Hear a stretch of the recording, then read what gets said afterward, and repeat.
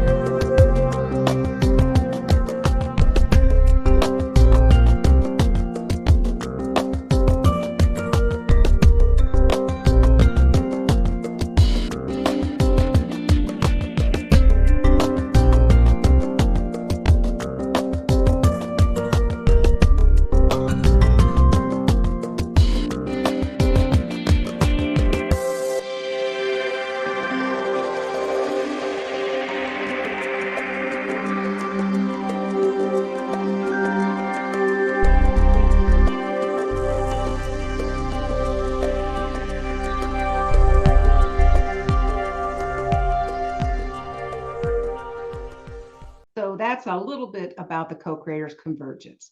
And before I turn it over and introduce my good friend, Kathy Mason, I do want to update you on a few things.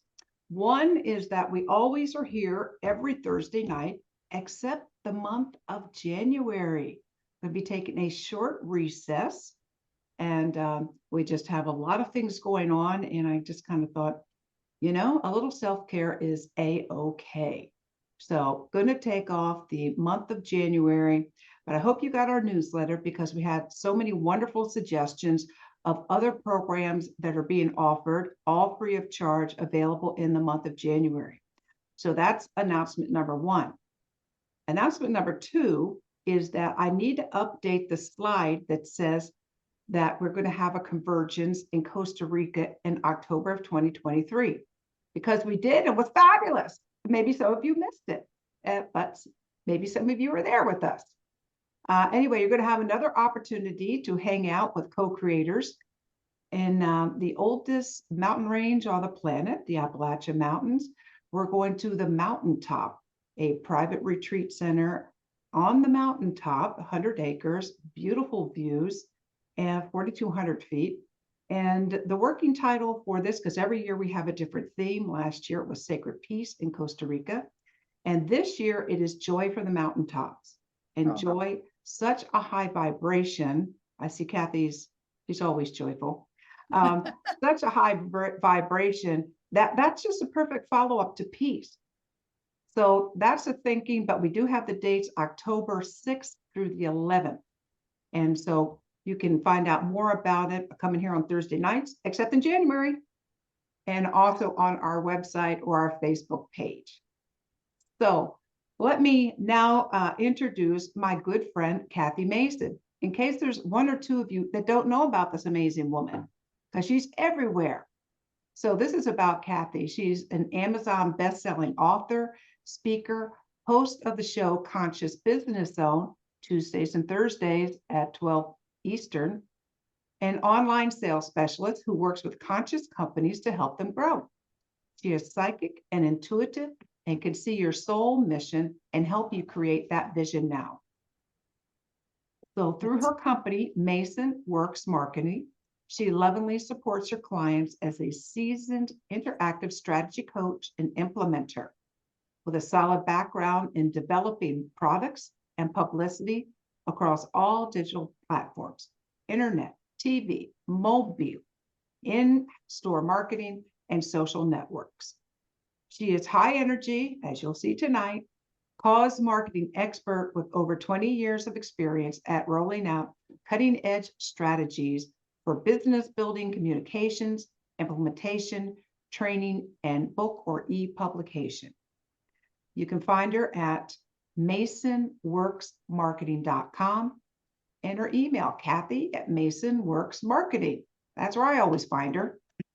Well, anyway, Kathy, I'm so delighted you have brought back Susan Christianson, and I'm just really looking forward to, as Bob and I are both pilots, this is going to be a really interesting trip for us to listen to this conversation and interact. And thank you all who have joined us in the room. You can turn off your video and mute yourself, but the chat is always very active during our conversations. And at the end, there will be personal, we'll have everyone in the gallery to have some interaction directly with our guest, Susan Stark Christianson. So without any further ado, I'm turning it over to you, my best friend. Oh, wonderful. Thank you, Noelle. And I am so excited. I get to introduce you to Susan if you haven't met her before, but I also get to do the centering to get us all into the correct energy to really hear and really experience what Susan's going to offer tonight, because really this is our path to our future. The future that we dream of is what Susan's going to talk about tonight. What I'm going to do is read one of the first decrees from the I Am Presence, which is the Saint Germain Press. And I'll read it as clearly as I can, but please close your eyes, take a deep breath, just enjoy the energy as it bathes you. It is the decree that helps clear your field and uses the violet flame to help you access yourself. Violet flame from the central sun, violet flame from the central sun, violet flame from the central sun, in, through, and around, all under this radiation, this instant and forever, descend, descend, descend, descend, defend, defend, defend, command, command, command, I am, I am, I am. Control, control, control. Take hold, take hold, take hold. Unfold, unfold, unfold. Our victory, victory hold. Expand, expand, expand. Our freedom now demand. In thee we ever stand. I am, I am, I am. I am, I am, I am. I am, I am, I am. Forevermore, I am, the only acting presence, which right now sweeps into the physical octave, swift as a flash, perfect as the ascended masters see it. And I demand this manifest, manifest, manifest in all our victory, victory, victory attained right now. I expect this manifest, manifest, manifest in all our victory, victory, victory attained right now. I am this manifest, manifest, manifest in all our victory, victory, victory attained right now. Almighty I am, Almighty I am, Almighty I am.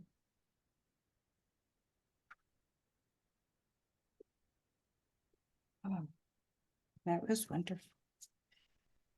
I hope that gave you chills. It gave me chills.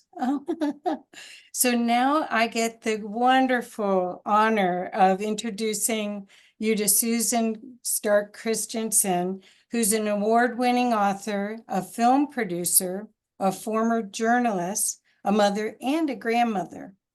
She owned an advertising and public relations firm, Christianson Communications in Juneau, Alaska, for more than 25 years. She also served as a former Deputy Director of Communications for the state of Alaska. And she's worked as an award-winning journalist. Her first book that was published in 2010, Women's Voices, The Wisdom of the Grandmothers, grew from her involvement in the Women's Voices Project. In 2015, she produced a documentary, The Wisdom of the Grandmothers, which aired on 85 PBS and FNX stations to an audience of almost 89 million and 34.5 million households. Wow. In 2018, Susan was named a Rasmuson Foundation Fellowship Award recipient. And now today we get to talk about one of her newest projects. And I'm sure that this won't be the last wonderful conversation we have, but her new book called Flying with Wings. So welcome, Susan. Thank you for joining us. Oh, thank you so much, Kathy, and thank you to Noel and Bob for inviting me and letting me participate in this conversation. It's really an honor. You know, Kathy, I appreciate the introduction. I don't know that person that you introduced, but I always introduce myself a little bit differently. So if that's okay, I'd like to just say that I have three names. My Hebrew name is Sarah. It means princess. My English name, of course, is Susan, and my Tlingit name is Chaaksik. I was adopted by Jim Walton, his name is Klaak. He's Kagwantan Wolf from Sitka, Alaska, and my name, Chaaksik, is from the Eagle Nest House. And I always, Kathy, you know, I always say the same thing whenever I give a presentation. I always tell people I'm not nervous and I'm not crying. I'll spare you all the gory details, but I wore a brace when I was younger, and it was the wrong treatment for what was wrong with me, and it atrophied muscles, and I lost my ability to speak for more than a year, and I had to learn how to talk all over again. So I always tell people, don't try to, when I'm in person, don't try to resuscitate me if I lose my voice. This is as good as it gets. So, but that difficulty motivated me to really understand and look at the importance of communications, and especially the importance of our voices. And so I really have learned so much from not having a voice and not being able to speak. And when I did my first book, Women's Voices, The Wisdom of the Grandmothers, I made a commitment that I always would start every presentation talking about that, but also saying a prayer. And Kathy, you did such a beautiful job of bringing us into resonance. But I'd like to just offer a one-line, really short prayer. And it's a prayer for unity, because I think that this is such an important time in the world for people to wake up to the oneness and unity of us all in this troubled world. And I hope that as we move out into the world with this conversation, we can help to bring about unity and healing. And that prayer is very short. It's just, God, grant that the light of unity will envelop the whole earth. So thank you for allowing me that little introduction. And today I'm here to talk, the title of what I asked Kathy to talk about is Hope in a Troubled World. And I was originally asked just to talk about my new book, Flying with Wings, a true story of an Alaska aircraft accident. And I thought, how strange, what a strange title of a book to be talking about hope. But I wanted to talk about some of the messages that are in the book and touch on some themes that I think are important to all of us for having hope and acting out of that hope in these difficult times. And there's three things that I just wanted to touch on really quick before I tell you a little bit about the book. The first one is a theme about our shared ability to overcome difficulties, even tragedies. The second one is the importance of finding faith, forgiveness, and healing in spite of those difficulties. And the third one is our need to come together and support each other in community. The book, Flying with Wings, A True Story of an Alaska Aircraft Accident, touches on all these themes and more. And it's why I was honored to be able to tell this story, and why I'm really honored to be here tonight and really touch on a little bit on the hope that I think it brings. Kathy, I wonder if it was okay if I start with a really short story that has nothing to do with the book. But last week, I know a lot of people who are on this call had the opportunity to participate in a gathering called Enlightening Our Way Together. And it was an online forum sponsored by Chief Phil Lane and the Sign Network, and it talked about the 8th fire. There was a man on the gathering by the name of Patrick McCullum. And he told a story that really impressed me a lot. And I wanted to share that story really briefly now as a preface for tonight's discussion. Mr. McCullum talked about going to a garage sale, and there were a whole bunch of 100-piece puzzles on the table, and they were all $2 each. And there was one puzzle that was only 10 cents. So he asked the owner or the garage sale person, why is this puzzle only 10 cents when these other ones are $2? And she said, well, we counted all the pieces. There are 100 pieces, but there's no cover to the box. And he realized that that was a really great analogy for the times that we're living in, because he said, we're all each a piece of the puzzle. And our job is to connect with the other pieces, but we can't see the whole picture. Perhaps only the Creator knows what that whole picture is. And I've been thinking about that story a lot because I wanted to just touch on, how does a story about an airline tragedy offer hope? And I guess to really get to that, I wanted to just tell you a little bit about the location where this story takes place. I lived in many, many years in Juneau, Alaska, and the tragedy that Flying with Wings depicts took place on the Taku River, just outside of my longtime home in Juneau, Alaska. And while the book and the story is about the victims and survivors of an accident that took place in 1994, it's also about the heroism of the company, Wings of Alaska, its owners, the pilots and the employees of that company, and about what they did in the aftermath of the accident. And it's about one of the themes that I think that story about the puzzle touches on, because it's also about the coming together of the community of Juneau to provide support in the aftermath of the accident. One of the things that I learned while living in Alaska is that I grew up personally with a lie. And that lie that I grew up with is that you have to be independent. And I learned very quickly living in Alaska in that environment that to live in the world today and to really survive and to be a better part of the world, we have to be interdependent. And so I was thinking about this book and about the accident and the story it tells. And I thought, if we're to have hope in this troubled world, we need community. We just need to find the other pieces of the puzzle that we connect with. And those pieces that are close to us, we don't need to know the whole picture.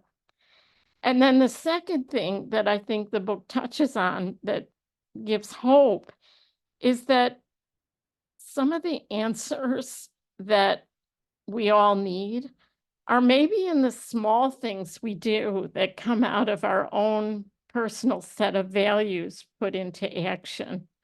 Bob Jacobson, who this book is about in many ways, and he wrote the prologue and the epilogue to the book, and he founded Wings of Alaska in 1996. He and his brothers and his family, when this accident occurred, they provided what to me is really hopeful, which is an example of dealing with integrity in business and integrity as human beings.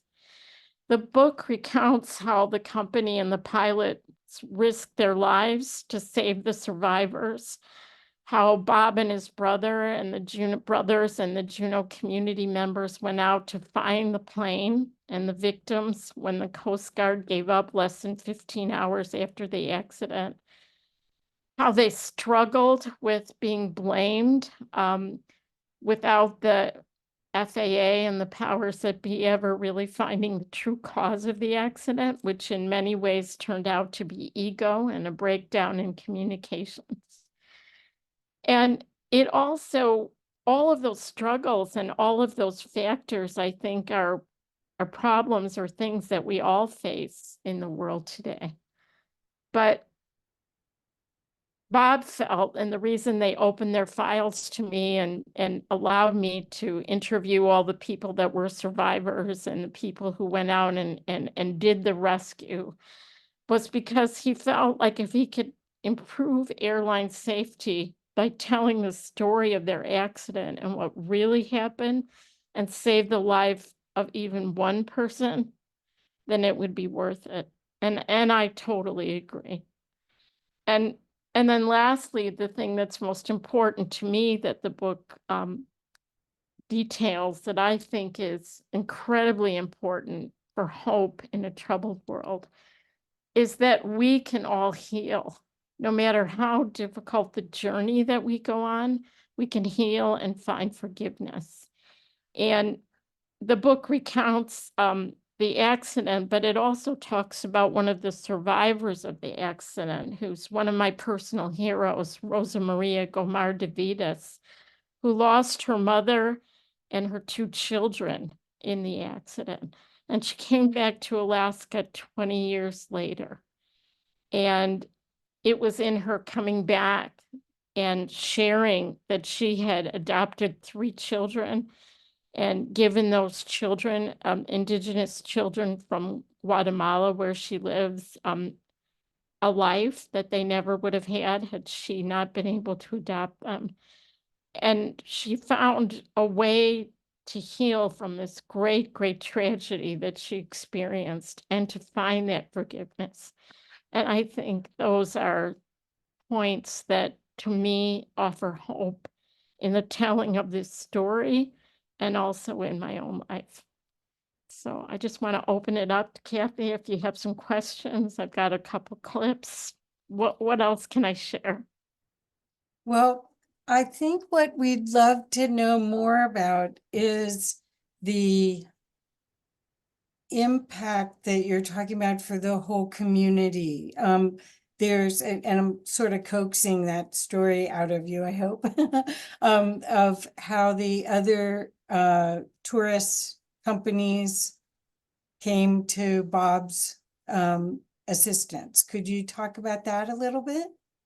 Yeah, thank you, Kathy, for asking that. And I do have a really short clip if you'd like me to show it. But one of the things that happened after the accident, as I said, in 15 hours, the Coast Guard and the powers that be gave up searching for the plane and also searching for the victims. That the pilots themselves from the companies went out and rescued the survivors. But finding the plane and bringing back the victims of the accident was really important to the owners of the company. They felt it was important that the families have closure. And it was the individual people in the community of Juneau that came together and offered They offered boats. They went out. They looked for the plane that when the Coast Guard said they'd never be able to find it, it was in too deep of water. They brought their own boats. They went out. The company hired divers. They were able to bring the plane up from the bottom of the river, and they personally rescued and brought the victims onto their own boats and brought them back so that the families could have closure from the accident. And that was just one way that the community helped. Another way was at one point, the company wasn't sure that they were even going to ever be able to get back on the cruise ships to sell their tour again. And a number of individuals went down to Seattle and met with the company, the cruise ship company, and said, you know, we believe in this company. They're our competitor, and it would benefit us to not have them offer their tour, but we believe in them, and we know that this could happen to anyone, and that we want to be there to support them. And I think those individual actions of integrity, those individual things that people did, made such a difference, not only for the company and its survival, but for the healing that took place later. Well, I want to actually re-emphasize that there's so few businesses or communities where competing tourist attraction companies would go to the rescue and say, there for the grace of God go I. That they decided to go together and please request that this company reinstate, that the tour, what was the tour? It was not Norwegian, was one of Holland America. Holland America. Yeah, that they, instead of them canceling their relationship with flying with wings, they reinstate them. And that's the only reason probably they're still in business today, right? That's unusual. I mean, there's so many things that are unusual. The values of the owners to make sure that everything was done like they would want it to be done. You know, it's so beautiful, everything about this book. Oh, thank you. Do you want me to show the little clip Yeah. with Bob's brother? Yeah. I can share my screen if you give me 1 second here. Yeah, Let me- here, I've got it. And then you'll want to make sure the audio is Oh, checked. do you want to share it? Why don't you go ahead if Which you have one it? is it? Just so I Why make don't you sure. start with the one with Jim Jacobson, which is Bob's brother? Okay, yeah, I've talking got that about one the here. effects, Okay. And then you can show the other one if you'd like as well. Okay, it just take me 1 second. It's loading up. Here we go. Okay. And share sound and Optimus. Okay, can you see it? Yep. Okay, so let's hope the sound is good. I'm Jacobson. Nope, it's not very loud. Hold on, let me get it louder.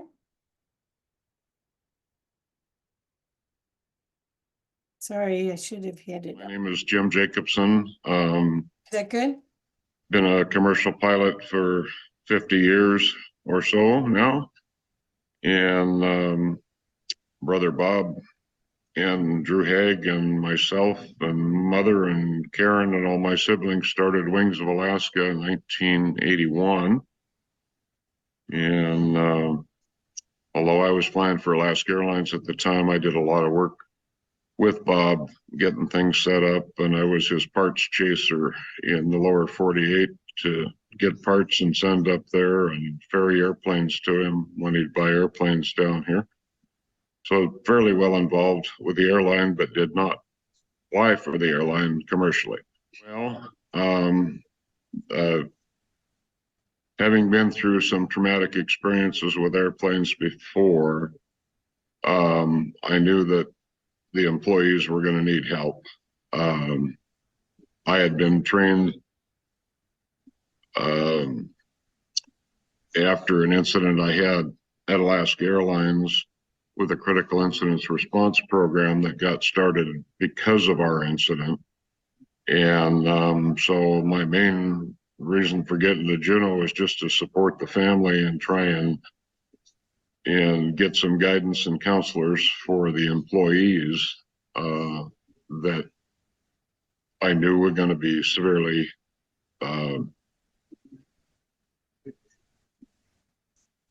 traumatized by the whole thing. Yeah, when I got there, Bob was pretty distraught because the Coast Guard and state troopers had pulled off, and we were still missing passengers. And so I told him I'd go out and see if I could get that airplane back and get the passengers back. And that's what we did for the next week. That was quite a feat, actually, to get that thing up off the bottom, and we recovered 3 of the bodies and were able to give those bodies back to the families for closure. You know, I think about this every morning when I get up. You know, 7 people, you know, lost their lives. And, you know, they were under our care. And that was the main reason Bob wanted to put this book together, was to try and maybe help other people that go down this road. You never totally recover from it, but we're all doing better now. And I think this book helped a lot too, getting everything out. But you know, my sister Karen and Bob and Kieran, you know, took care of those people at the hospital, or didn't take care of them, but kept communicating with them and stuff, which was something I couldn't have done. Well, it wasn't over and above. I mean, you know, Mom and Dad raised us to do the right thing. And if we didn't do the right thing, we heard about it. But, you know, Juneau is just that way. Alaska is that way. If somebody needs help, somebody's going to help them. I've given out a lot of these books, mainly to pilots and other people that I know, people that I respect, people that I flew with at the airline, senior to me. I dropped one off the other day with a buddy of mine that's 80, and he's got a lot of Southeast time, and flew the Twin Otters up in Juneau when they were still running in the early 70s there. And he called me, he read it in one night and called me the next morning at 6 o'clock to talk about the book.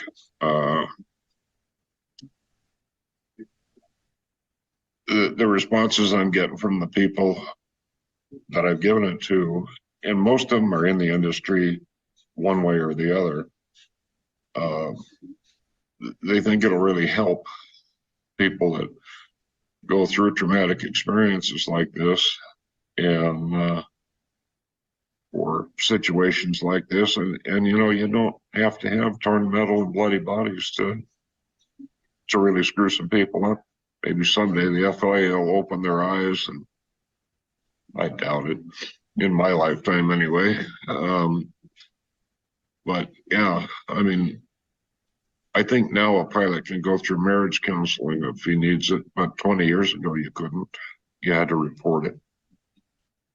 You know, this poor guy that just lost his cookies and pulling the fire handles. I mean, got a wife, 2 kids. I don't know him personally, but I've talked to a lot of people that do. Said he's just a fantastic guy and one of the best instructors Horizon had. He worked there before he worked at Alaska, and you know, the guy's looking at jail time because he couldn't go seek counseling because they'd pull his medical ticket and he wouldn't be able to support his family. Well, now look what happened.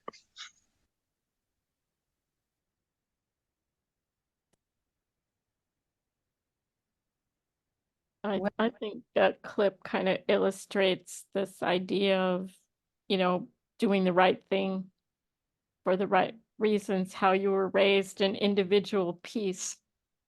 making a difference. Well, I also, I mean, it brings tears to your eyes just listening to him, but this is so many years later that this story is coming out, and that's what we have to realize, the impact that our actions have on so many others. They knew to do the right thing. I mean, he said they get in big trouble if they didn't, but but it's more than that. It's more than that. Yeah, it's the values, the individual values, and they brought those values into their company and into their work, and the values of the community. And I think sometimes, I guess the part that, for me, what gives me hope is, Kathy, is I think a lot of times we focus on the big things, like big projects, or, I did a film or I wrote a book or whatever. But I think I'm coming, as I get older, to realizing that it's the little things, it's the small things, it's the individual actions that people do for the right reasons that can have the biggest impact. And that's one of the things that I feel that this story tells. And hopefully people will get that from that we just do our little piece of the puzzle and connect with the people around us doing theirs, and we can change the world. We are changing the world. We are co-creating a new world by these actions.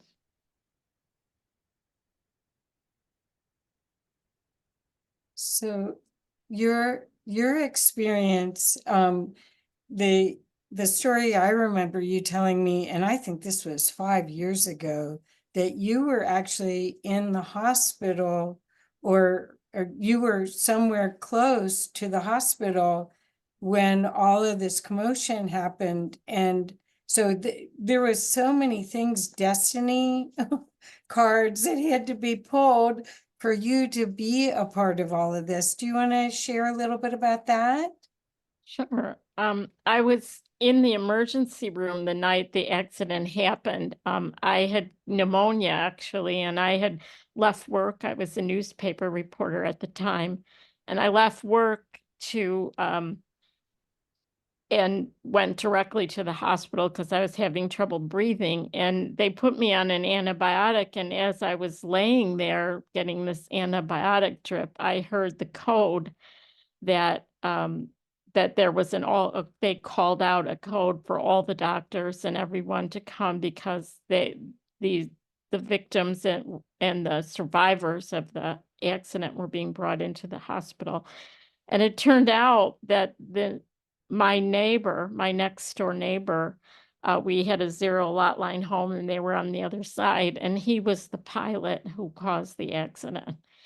And so when they forgot about me, obviously I wasn't the most important. So I laid there for quite a long time. And when I was listening, and when they finally did come and release me, and I walked out into the emergency room waiting room where my husband was waiting for me, I saw the wife of the pilot walking in, and she was walking in along with the sister who was mentioned, Karen Jacobson, of the owner of the airline. And they were coming in. They didn't know yet whether George was alive or not. His name was George Coulter. And I remember, when she saw me, her face just turned white. And I think she thought that I was there as a reporter. And I just got one of those psychic moments where the first thing I said to her was, I was here as a patient. I'm not here as a newspaper reporter. And I sat down next to her and we said a prayer together. And I realized in that moment that I didn't want to be a newspaper reporter anymore, because I didn't want people to be seeing me in that state when they're so at the bottom and with so much trauma going on in their life. And I didn't want to prey on that. And so I quit my job as a reporter not long after that. And I started my own business and I changed my life. And 2 years later, when I met Bob Jacobson for the first time. We were working on a project together. And we were sitting in my office. It was exactly 2 years after the accident. I was writing speeches for an initiative in our community, and he was the spokesperson. And we started talking about the accident and realized the ties of that night and my ties to the pilot. And he started crying. And it was so moving. And I realized then that to me, this book needed to be written even before I even knew all the details that have come out as part of this story. So that was my connection. Wow. Well, also, you have a connection with transportation safety as well. Could you share a little bit about that? Yeah, I had spent a lot of years in my professional career helping with writing safety plans for airlines, helicopter industry, and the small plane industry in Alaska, and working with the pilots and working with employees about decision making. And again, this is one of the things that comes out in this story, and I guess I'll tell it. I don't know if you read it, you'll see it. But one of the reasons that this accident happened was that all of the other pilots, they fly in a formation. There's usually 6 planes, and they would go up to this glacier lodge and they would all fly together. And the pilot who caused the accident had been one of the chief pilots for the company. But as the company was growing, they realized that his skill sets were not in line with what they needed. And so they promoted some other people, and he was pissed about it.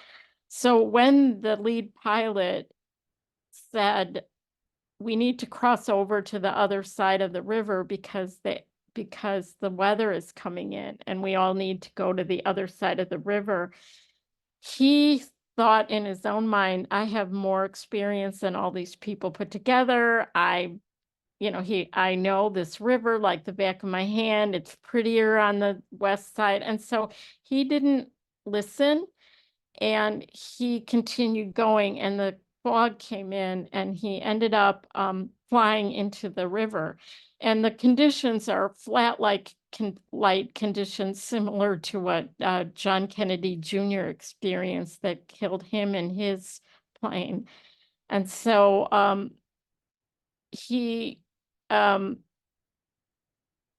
it was that individual decision that he made not to listen, and his own ego that came through, that really was the true cause of the accident. If he had followed all the other planes, including the one that was behind him, listened to that command, they all followed and they did what they were supposed to do. And had he done that, the accident may never have occurred. So that individual decision making and knowing, and again, it's part of this message that you and the decisions that you make, your ego coming into play, all these things are so important when it comes to safety. And any decision that you have to make that has to do with any other people who are in your life. Well, I wanted to bring up your safety with the helicopter industry a little bit more, because when we were talking, and the 3 of us, Bob, you and I, had several meetings, and it became very apparent that you're almost championing for a whole different way of looking at safety rules for aeronautics. And that's a big part of the message here. Do you want to share a little bit more about that? Because I know that we mentioned that the FAA gave up. We mentioned also that pretty much the cruise lines were going to drop everybody, and a core group of competitors went in and pleaded for Bob's company. But the other part was the synchronicity is that you already had this experience of representing safety for the helicopter industry, And this was another opportunity for you to fulfill that by doing this book, correct? Yeah, I think, you know, let me back up. The NTSB is the official agency that looks into accidents and the causes of the accidents. But the FAA was also involved in the investigation of this particular accident. And there, again, individuals that were acting in a way that wasn't in integrity. And they went after wings. They went after the pilots who risked their own lives to save the survivors. And again, this theme or this idea of how we create our world together, Wings had been a leader in airline safety throughout Alaska before they had this accident, and they still remain so today. And I think that what we've tried to say here is that there needs to be a lot more understanding. For people that maybe aren't familiar, in the little clip of Jim Jacobson, he was referencing a recent accident that happened where a Horizon airline pilot was on a plane, and he had taken ketamine to try to deal with his own depression. And he did something that could have caused a horrible accident on the plane. And it's come out now much more that pilots are not allowed to get counseling, because if they do seek counseling, they can lose their medical certification. So this pilot who was suffering depression, a wonderful man, was not getting what he needed as a pilot in order to heal. And so one of the things that we're hoping comes out of this is not only, more focus on airline safety, but also focus on bringing some of these agencies into this century with a recognition that people need healing and they need to deal with their own individual things, and that makes them better at their job, not necessarily worse. Is that what you were going for, Kathy? Did I Yeah. answer that question? Yes, it's all good. It's all good. So I also wanted to see if you wanted to show the other clip. I can, or if there are other questions, I want to make sure I give time for that. Well, whatever. we have a little bit more time before Okay. questions, right, Noelle? So we could, it's only 5 minutes, so. Yeah, and it's the clip of a gentleman that helped. There's a chapter in the book called The Bobs and John. Everybody in this book is named Bob. I absolutely think that our parents' generation was like a little bit. There's so many Bobs in this book, and it's confusing. There's even a list in the back of all the people who they are, but it's called The Bobs and John Go to Bat. And this is the John in that chapter who went down and really helped spearhead getting Wings back onto the cruise ships as a tour. So if you You're want to very thorough with the Bobs and John. Okay, here we go. My name is John Litton, and I am a 45-year resident of Sitka, Alaska.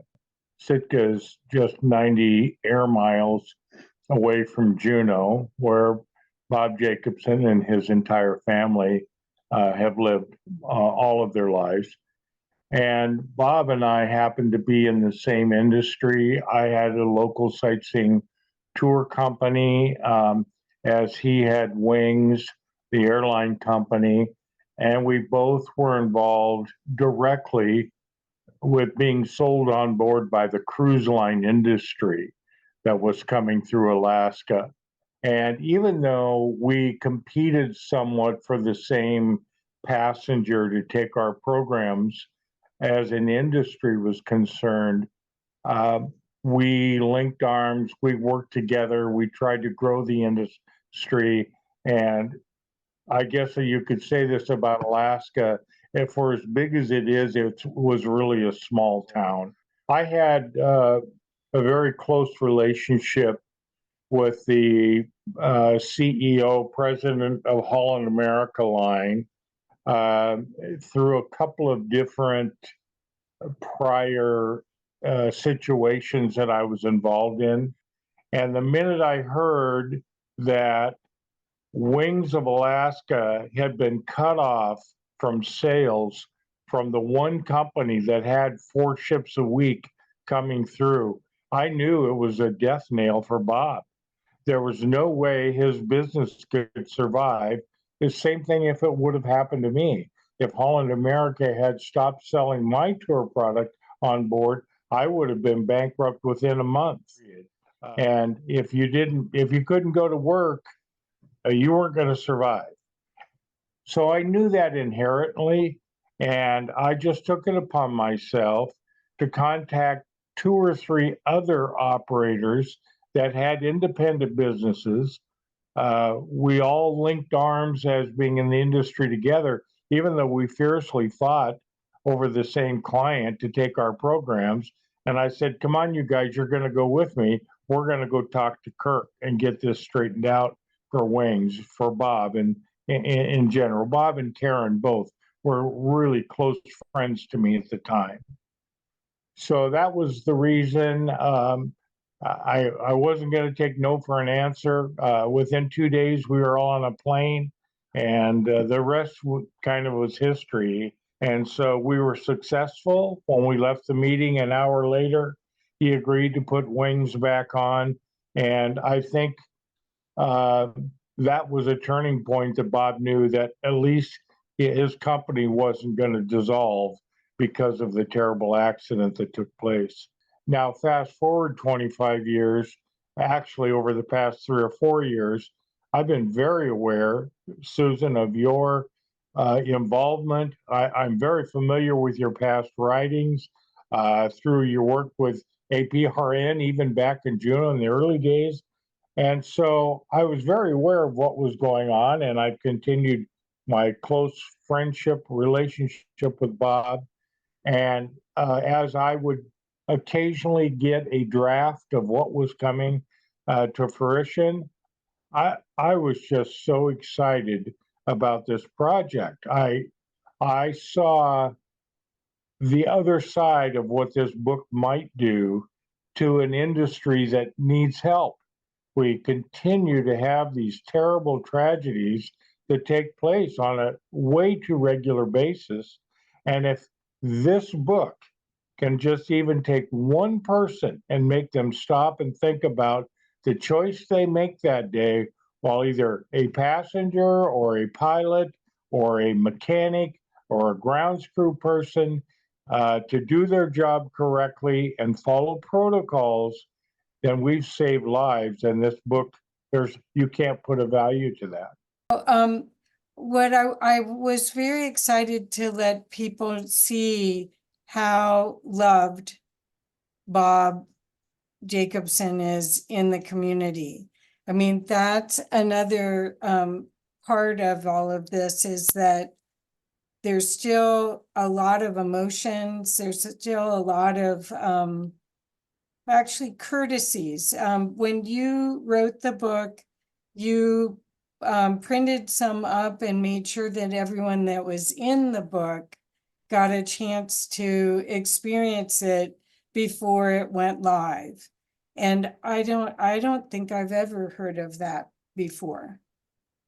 So I think I want to commend you on all levels of this, telling a story that needs to be told, having the tough conversations, which I'm excited to hear the questions Noelle and Bob have for you as pilots, and having a method through story, through true story, to maybe make a difference. Well, So- thank you, Kathy, and truly it was an honor to tell this story. And we felt very, some of the people that are in the book, have not been able to read it all the way through almost 30 years later. They get to the part about the accident and the recovery of the plane, and they still have trauma. And I've had 2 of the pilots tell me that they haven't been able to get past that. Wow. And I just felt like, because it is their story, we felt really committed. We had a writing coach early on, who was wanting me to tell it's told in a story format, but I interviewed the people that are in this book. I had tons of paperwork, newspaper clippings, real true letters, depositions, and whenever there was a conversation, I did my best to either make that from a letter or a deposition or something that was said in the legal process or something that someone told me in an interview. And because some of these people were still alive and because it's their story, especially Rosa, who we haven't really talked about very much, but that Jamia heroine, we wanted to make sure it was accurate. And when I was told early on, well, you need to make it more readable and you need to do this and you need to do that, we talked about it and we said, this isn't about selling books. It's not about winning awards for writing fiction. It's a true story, and it needs to be true to what happened and respectful of the people. And it, to me, that was in line with the values of the company, the people, and my own. It's their story, and it's a privilege to be able to tell it. And I hope that when people read it, as much as people tell me they cry, I know, Kathy, you told me you cried in an airport the first time you read the book. Oh my gosh, I'm waiting to get on a plane and I'm reading this just sobbing on my laptop. And I went, no, I better read this some other time because I was about to Well, get as off. much as it Thanks. has the sadness in it and the sad things that happen, I really do hope that what people take away from this story is a message of hope, and that individuals, individual businesses, individual people, all of us make a difference. We make a difference in our individual lives, in the other pieces of the puzzle we touch, and in the things that we do on a daily basis. That those are the messages I really hope people will take away, and that we can heal, no matter how horrible of a tragedy we go through. And the world needs that message today. I mean, when I think of my mother's family and the Jewish side of my family and the people that died in the Holocaust, and I look at what's happening in Israel and in Palestine and in Gaza, I know that healing is important. I know as a grandmother that the most important thing that I can do is to find forgiveness so that I can come together with other people and create healing in this world. And I think that this story does touch on that, and I hope people will take that away as we enter the new year. Thank you so Beautiful. much for letting me be here. Oh, okay. So before we take questions, would you, because you mentioned more about Rosa, could you share a little bit more? Because she really is remarkable. Her story is so inspiring and a big high point of your story. Well, as I mentioned earlier, she's the woman who lost her mother and her 2 children in the accident. And the story talks about her time being in the water before she was rescued. What happened to her youngest son, Miguel, who was the only one of the victims that they never found. His body floated away in the freezing cold Taku River. Her young daughter, Maria, who died, her mother, Rosa Maria, and she left Alaska, went back to her home in Guatemala, and made the decision, unlike what the pilots and the people in the industry did, that she would do absolutely everything possible to heal. She said she had to find out how mothers who lose children can go on in the world. And she went to workshops for death and dying. She tried every kind of modality that anybody presented to her. And she really focused on, how do I fill this emptiness in my soul from this tragedy? And then one day when she was received a phone call that there was a baby that needed somebody to take that baby and watch that baby. It was an orphan. When she took that baby and she woke up the next morning and she realized that her life was no longer about her. It was about the needs of that child, and that she needed to focus on that. And so with all of her healing and with everything she did individually, but she also adopted these 3 beautiful children that she brought back to Alaska 20 years later and raised as her own, and gave them a life that they never would have had, and was such an inspiration. And she touched every person that she met. We had a big gathering to honor her coming back 20 years later, and a lot of the pilots and people who rescued her and all kinds of people from the company came out of respect.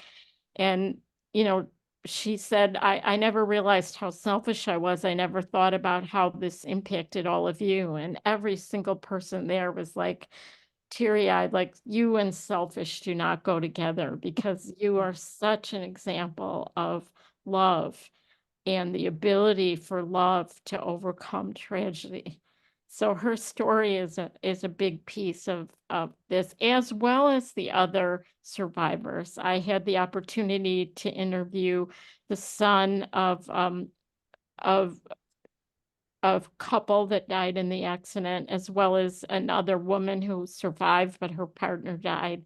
And all of them were just, to me, examples of finding that one little piece that allows for healing to happen. And I think that's part of all of our journey. Wow, I think that's so perfect for this time period that we're going through, where we're in so much change, and change can be painful for people. So reading a book like this and seeing the outcome and seeing how community helps heal is really a very powerful message. Thank you so much. Thank you, Kathy, for being a part of it. And thanks to Noelle and Bob, another Bob, for allowing me to, bring this and be a part of your community, which is really all about connecting people together and connecting our journeys. Well, I'd love to invite everyone to, I've been clicking here. Love to have everyone come back and have a discussion. There we go. There's Bob and Noelle, and there we go. Thank you, Connie. Nice to see you. Happy New Year. Wonderful. So wonderful, everyone. So thank you for joining us today. And please turn on your audio if you have questions. I think Noelle and Bob, you are pilots, so you must have some good things to ask. Well, I don't think anybody wants to get into the minutia of that, but the FAA has made more advances, we'll say. When you're a pilot, you have to have an AME. You can't just go to any doctor. You have to have someone that specializes in that. And I think it was in 2010 where they did approve like Zoloft and some other medications for depression. It also used to be that you couldn't fly after the age of 60. And there are so many airline pilots, that's been raised to 65. So although FAA is kind of a dinosaur, they are making some improvements. But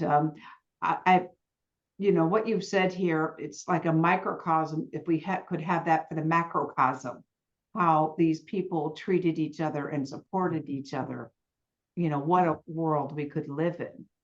But I just want to say that recently we lost, I'm not going to say lost, but 2 very good friends of ours were killed instantly in a motorcycle accident. and in September, and they have 3 special needs children who are really having tremendous difficulty dealing with their grief, and they don't recognize the value of going to workshops or other things, or but when you said it's the little things, and I it is the little things, because when I think of those friends, I'm not thinking about their estate, all the things that they gathered or owned during their life. I'm thinking of the little things, the little artwork that she did, that Pam made for me, that I now have in my garden, and the other ways that she let me know that she loved me and didn't have anything to do with, what a great person she was and all the many things she contributed in her community. But it's those little things, and if we can value those little things about ourselves and about others, how much healing that would lead to. And if anyone else wants to jump in here, you're more than welcome to unmute, and just otherwise I'm gonna just tell one other little story. It's so important. I just wanted to comment on that, Noelle, because I do think that, a lot of people, when we look at others, I might look at you and I might be intimidated by all the things that are in your resume, or Kathy's, that you read, when you say they've done all these things in their life. But I think that we are all, in this new age, we are all equally important in the circle. We are all dots that need to be the best dot we can be. And it's living that life in that place, that nobody is less important than anyone else. And I think that that's something that I've learned along my own journey, how important we all are. And I want people to feel empowered in this day and age, to know that how important that is. So thank you for sharing that. Yeah, and I would add that, you want to say something else? No, go ahead. Go ahead. That I'm tired of hearing me. I thank you for that, Susan, because that is so significant. I learned to fly when I was in high school. I flew actively for 46 years, stopped flying in 2014, and I'm an NTSB trained accident investigator. And so I've been involved in go teams to accidents, and been involved in the whole process. And as you were talking, I'm hearing your heart and the heart of this story as you've told it, of these people. With one eye, and the other eye, I was reading the NTSB accident investigation report, and that part of my brain, that part of my life's experience, that would be the one that only read the facts, ma'am, just the facts, as reported by the appropriate federal government agency, leaves out all of what you've shared. And don't the 2 pilots here don't need to be the only dominating the conversation. All of us have flown on airplanes, and so all of us could have been the folks that were on that ship cruise and that went out on that excursion. And so your point about how important each of us are is the journey for me, from the head, the accident investigator, to the heart of recognizing that every one of these is a story. Every one of these people have their story to tell, and have an opportunity for healing for those of us that are listening with our heart, about each of Rosemary and the others that you had a chance to talk to that were survivors, and how they carry that with them and carry the healing journey, whatever that healing journey is for them, and however far along they are on the path of that healing. So thank you so much for that. Thank you. Yeah, I did get a chance to interview one of the chief legal investigators from the from the FAA, and he went as far as he could go. He was still working for them at the time, but he has since retired, and he has wanted to join forces with us to do what we can to improve airline safety. But your comment about the head to the heart, my first book, the Women's Voices Project and the wisdom of the grandmothers, my elder who inspired me in that work said that the longest journey is the journey from the head to the heart. And in Indigenous culture, that's the journey of the human being. And so I think we're all, we need our heads, we need our intellect, we need that in this world, but our journeys that we're collectively on of moving from our head to our heart, so that we can go just beyond the facts and being really able to connect with one another as human beings. Thank you, Susan. Thank you. So Linda has raised your hand. Would you like to speak? I would.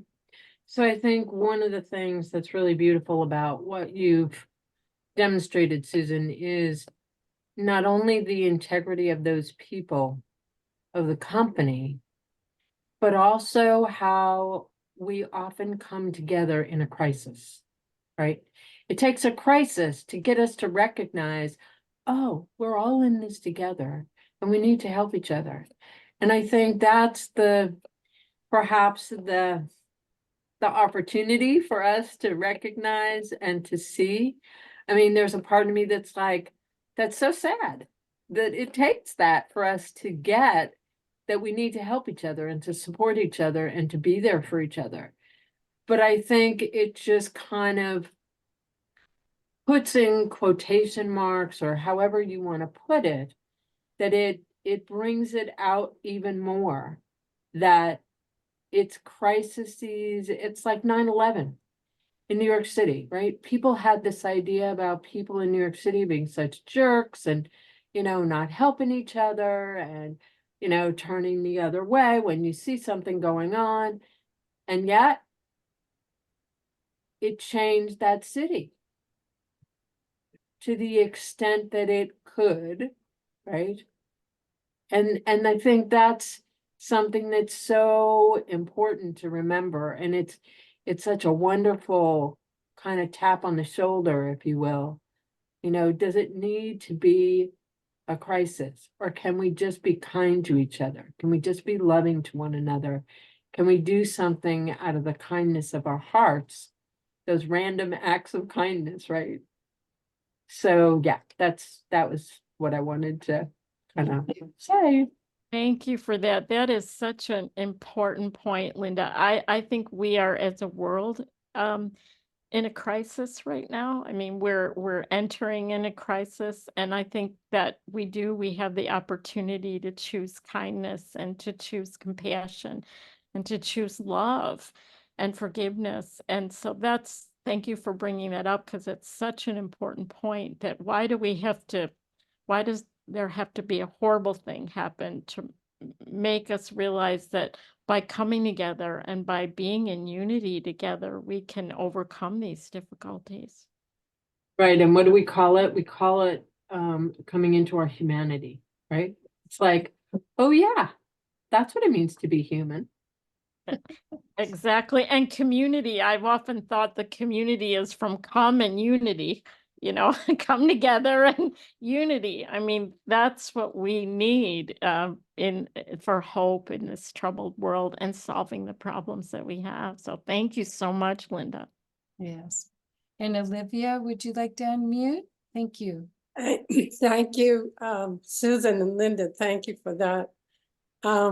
What really moves me about this too is that it's a perfect example of coming together in oneness, because those two men, John and Bob, instead of being power over, dominion over, which is the sickness or the westico, the trance that is, pervading us, John went to the Holland America line and said, listen, my competitor, I mean, he probably didn't even use those words, my friend, my colleague, my community member is in trouble here. I want to vouch for him. And if you think about how we've gotten to the 1% that is out to dog eat dog, you know, that's what our children are being taught, you know, too often by our media and things like that. This was so beautiful to show how being in community, as these men were, they were sort of putting themselves and the greater good above everything else. So it was power with, so everybody could win. And this to me is, I'm going to get the book because I feel as though I've been looking for examples of power with in the corporate world, in the business world, in the economic world, because if we're going to turn this ocean liner around, we really have to look at the 1%. We have to look at those that are controlling our consumerism and really look for ways that we can find examples. So we're not blaming and shaming, but we're all in this together, you know. And that was such a beautiful example of oneness. And as you were saying, that is our humanity, Linda. You know, that is really who we are. If we remember who we are, instead of all the conditioning and the Westico and the trance, and, you know, but not about blaming or shaming the other person, but really finding that, going from the head to the heart, the longest journey. That was so beautiful. So thank you so much.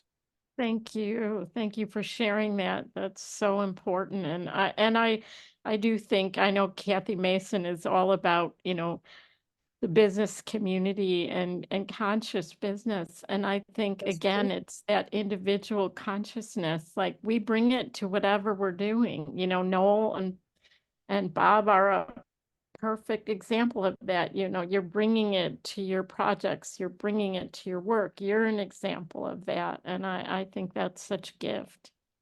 Thank you. Thank So- you. Thank you, Olivia. Noelle has her hand up, or Bob has, one of them has.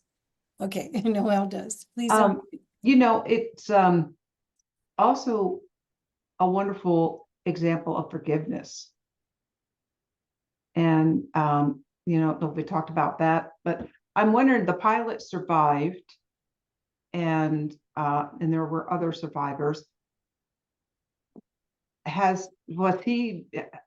Did you interview him? Is he included? And does he have I'm just interested in where he's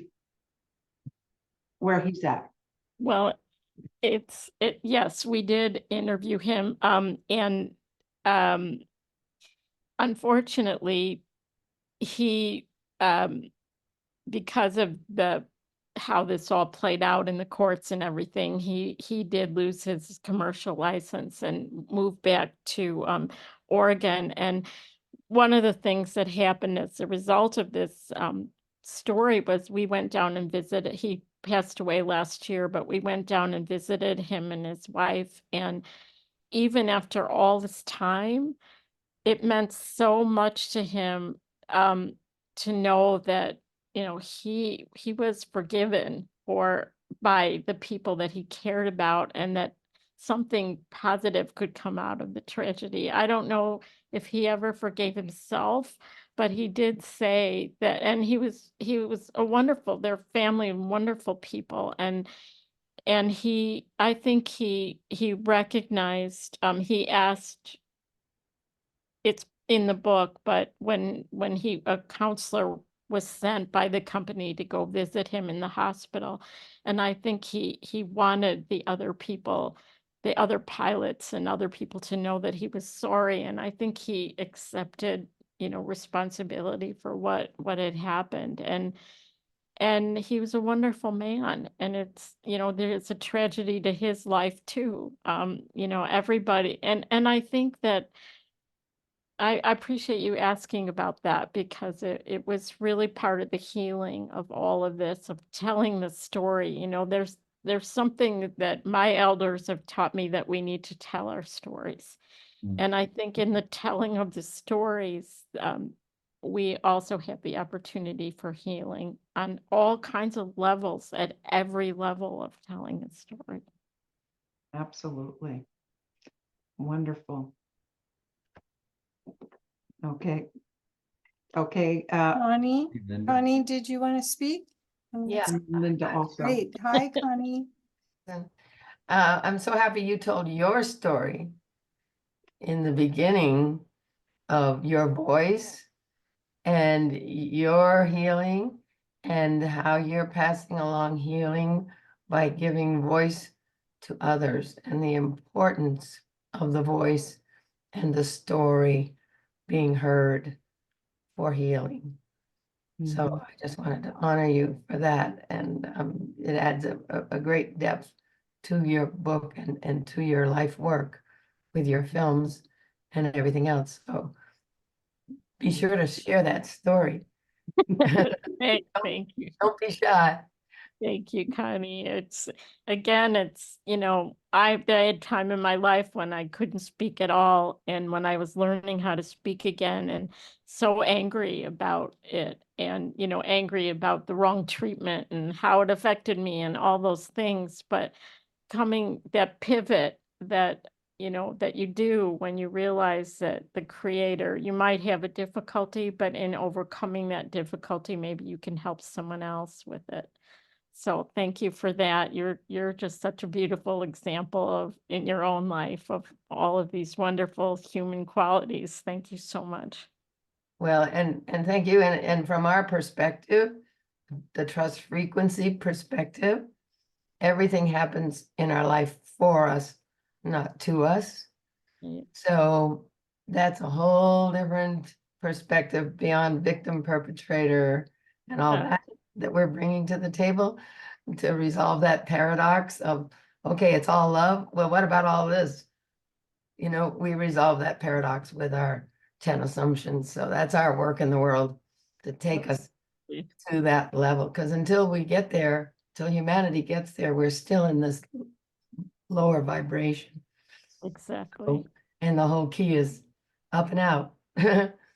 Oh, thank you. Thank you. Thank you, Connie. Looks like Linda wants to speak again, or Michelle. Oops. Let's let Linda and then Michelle, okay? Okay, thank you. Well, I'll make it kind of quick. So I'm really curious, Susan, how you spoke a little bit about this, but can you speak to how it changed you to do this book and how it really impacted your life and changed you?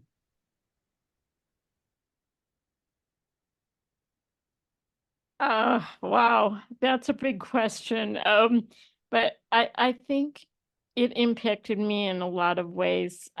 It reinforced for me the importance of each of us as an individual doing our own healing.